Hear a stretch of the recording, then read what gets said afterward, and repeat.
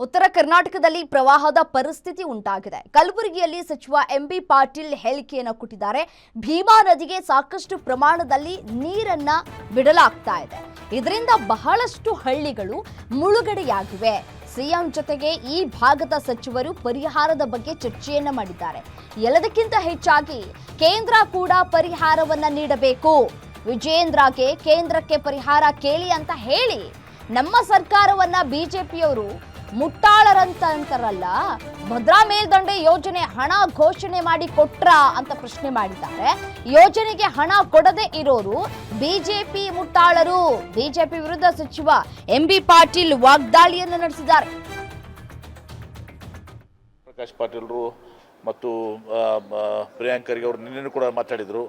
ನಾವೆಲ್ಲರೂ ಕೂಡ ಚರ್ಚೆ ಮಾಡಿ ಏನೇನು ನಮ್ಮ ಸಮಸ್ಯೆಗಳು ನನಗೆ ಗೊತ್ತಿದೆ, ಅವರ ಇಲ್ಲಿಯ ಸಮಸ್ಯೆಗಳನ್ನ ಪ್ರಿಯಾಂಕ್ ಖರ್ಗೆ ಅವರು ಮತ್ತು ನಮ್ಮ ಶರಣ್ ಪ್ರಕಾಶ್ ಪಾಟೀಲ್ರು ಗೊತ್ತಿದೆ. ನಾವೆಲ್ಲ ಕಲೆಕ್ಟಿವ್ ಆಗಿ ಮುಖ್ಯಮಂತ್ರಿಗಳಿಗೆ ಅದನ್ನು ವಿವರಣೆಯನ್ನು ಕೊಟ್ಟು ಮುಖ್ಯಮಂತ್ರಿಗಳಿಂದ ಏನು ಸಾಧ್ಯ ಆಗ್ತದೆ ಎಲ್ಲ ರೀತಿಯ ಸಹಕಾರವನ್ನು ಮುಖ್ಯಮಂತ್ರಿಗಳು ಬರ್ತಾ ಇದ್ದಾರೆ. ಶರಣ್ ಪ್ರಕಾಶ್ ಪಾಟೀಲ್ರು ಮತ್ತು ಪ್ರಿಯಾಂಕ್ ಖರ್ಗೆ ಅವರು ನಿನ್ನೆ ಕೂಡ ಮಾತಾಡಿದರು.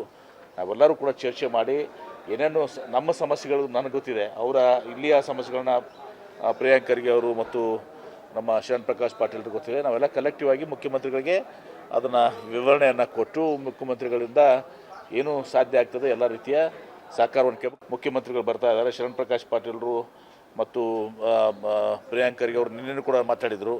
ನಾವೆಲ್ಲರೂ ಕೂಡ ಚರ್ಚೆ ಮಾಡಿ ಏನೇನು ನಮ್ಮ ಸಮಸ್ಯೆಗಳು ನನಗೆ ಗೊತ್ತಿದೆ, ಅವರ ಇಲ್ಲಿಯ ಸಮಸ್ಯೆಗಳನ್ನ ಪ್ರಿಯಾಂಕ್ ಖರ್ಗೆ ಅವರು ಮತ್ತು ನಮ್ಮ ಶರಣ್ ಪ್ರಕಾಶ್ ಪಾಟೀಲ್ರು ಗೊತ್ತಿದೆ. ನಾವೆಲ್ಲ ಕಲೆಕ್ಟಿವ್ ಆಗಿ ಮುಖ್ಯಮಂತ್ರಿ